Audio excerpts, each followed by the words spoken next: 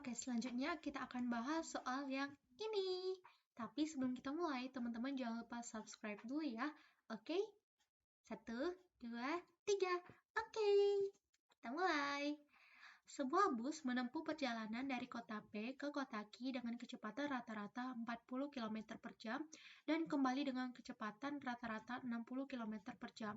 Jika jarak dari P ke Q adalah 120 km, berapakah kecepatan rata-rata untuk seluruh perjalanan? Oke, berarti di sini kita disuruh untuk mencari V rata-rata ya. Oke, untuk menjawab soal ini, kita harus kembali membaca ulang soalnya supaya kita bisa mendapatkan petunjuknya. Nah, di sini ada petunjuk. Sebuah bus menempuh perjalanan dari kota P ke kota Q.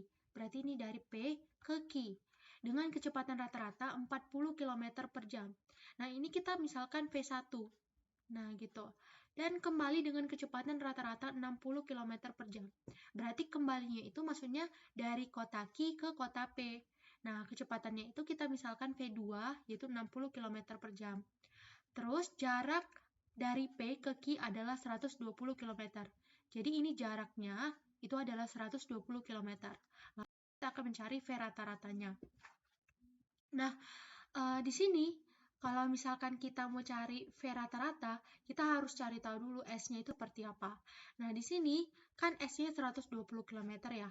Nah, saat dilalui S1 berarti kan sama dengan S. Saat dilalui S2 berarti ya dia juga sama dengan S.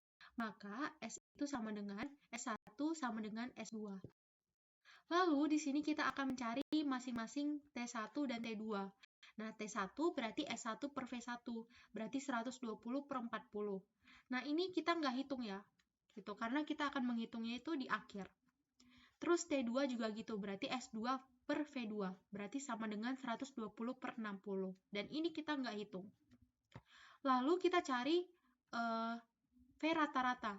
Nah, V rata-rata berarti sama dengan S total per T total. S totalnya berarti S1 tambah S2, T totalnya berarti T1 tambah T2. Nah, S1 tambah S2 berarti 120 tambah 120 per T1 tambah T2 berarti 120 per 40 tambah 120 per 60. Lalu ini kita lihat, ini tuh kan sama aja dengan 2 kali 120. Sedangkan ini 120-nya kita keluarkan. Jadinya 2 kali 120 per 120 kali 1 per 40 tambah 1 per 60.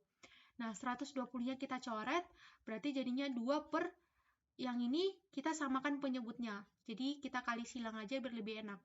Jadi 2 per 60 tambah 40 per 2400. Nah, ini sama dengan 100. Nah, jadinya kita ubah pecahan ini menjadi perkalian. Jadi sama dengan 2 kali 2400 per 100. Nah, nolnya dicoret, jadinya 2 kali 24 sama dengan 48 km per jam. Jadi kita dapatkan jawabannya adalah opsi B, gitu. Oke, jangan lupa subscribe.